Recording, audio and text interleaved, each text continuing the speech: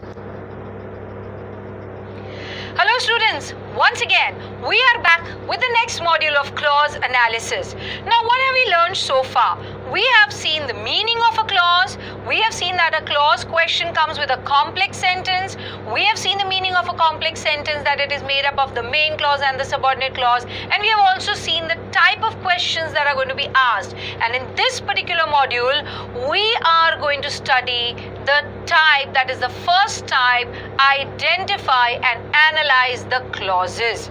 So this is what we are going to do in this particular module. Now steps, simple. Students, in grammar, when you follow these steps, you can do any kind of a sentence. There's no difficulty in solving a grammar sentence once you know your steps very well. Okay, so what are the steps to identify and analyze clauses? All right, let's take them one by one. But before that, we are going to take these three sentences here.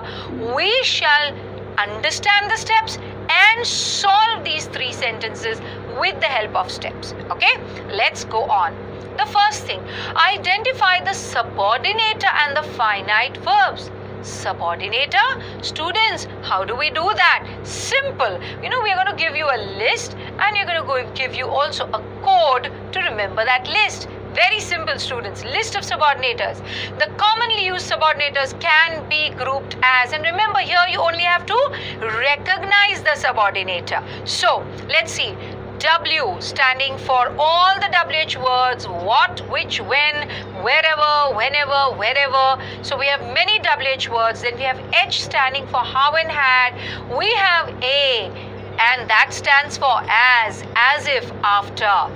T standing for the though family, though, although, even though. Then we have B, that is for because and before, and I standing for F. Then we have T, till, that, than. E, even if. S, since, and there again we have something else, that is U, unless, until, and S again, so that, such that. Students, how are you going to remember that? Very simple. Look at that code there. What bites us? If you remember this and then you learn, or rather just read 3-4 times all your subordinators, you will be able to recognize your subordinators easily. Now, assuming you have done that, let's go ahead. Identify the subordinator. So students, look at the three sentences. Quickly, let's do that. I knew that he is happy. Yes, that is the subordinator. The next one is when, and the third one is which. So we have identified subordinators. Now we go on to identifying finite verbs. We will underline them. Remember finite verbs, the verbs that show the tense. Now look at the first one, knew and is. Look at the second one, went and slept. So simple, students. Next we have was and flew. So here we have identified the subordinator and the finite verbs.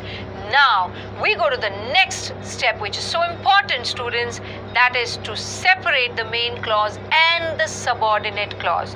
Now how are we going to do that? Very simple, students. Look at this.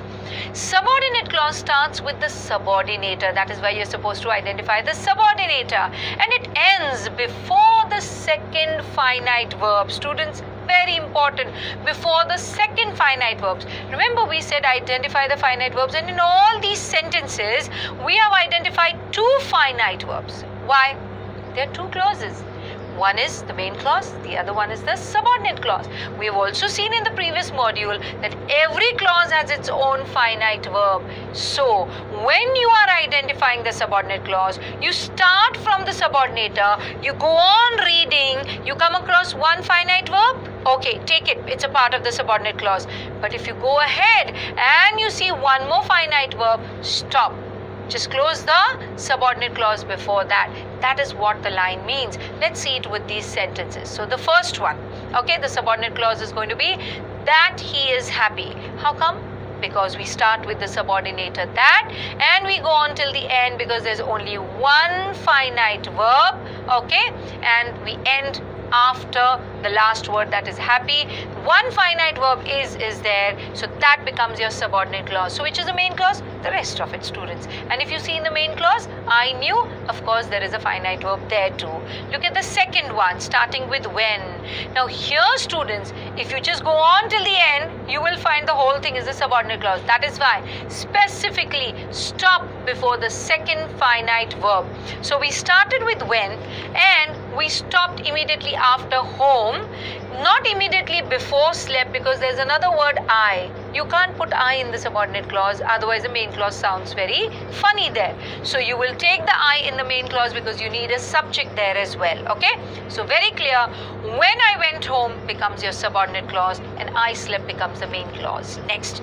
Now the third one, starting with which. Okay, we have closed the bracket after cage. Look at this. The subordinate clause starts with the subordinator which and ends after the word cage. Why? Because it is just before the second finite verb flew. So you end it over there. One more important thing to notice here, students. This subordinate clause which was in the cage is sandwiched between two parts of the main clause, that is the bird and flew away. So students, what have we done? We have marked the subordinate clauses with that bracket there. Now what do? We look at the main clause. So here the main clause is marked with green.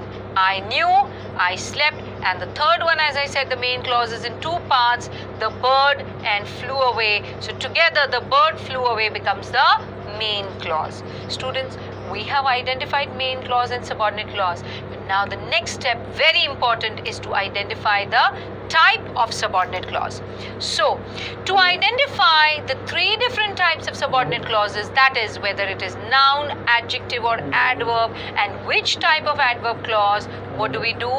Ask questions to the main clause so that the answer is the subordinate clause. So you have to ask a question to the main clause in such a way that the answer lies in the subordinate clause. Students, very, very, very important, and believe me, if you do this, you will get all your answers right.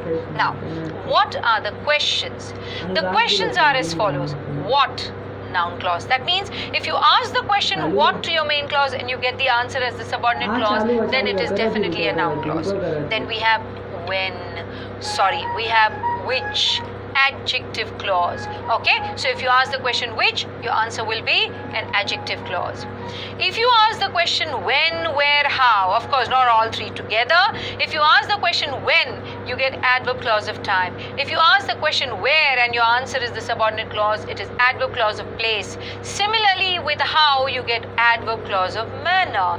But you must be wondering, we have 9 types of subordinate adverb clauses. So how do we understand or recognize the remaining 6 types? Simple, students, but we are going to do that a little later. Okay, so we stop here and we are actually going to follow the step 3 with these 3 sentences in the next module.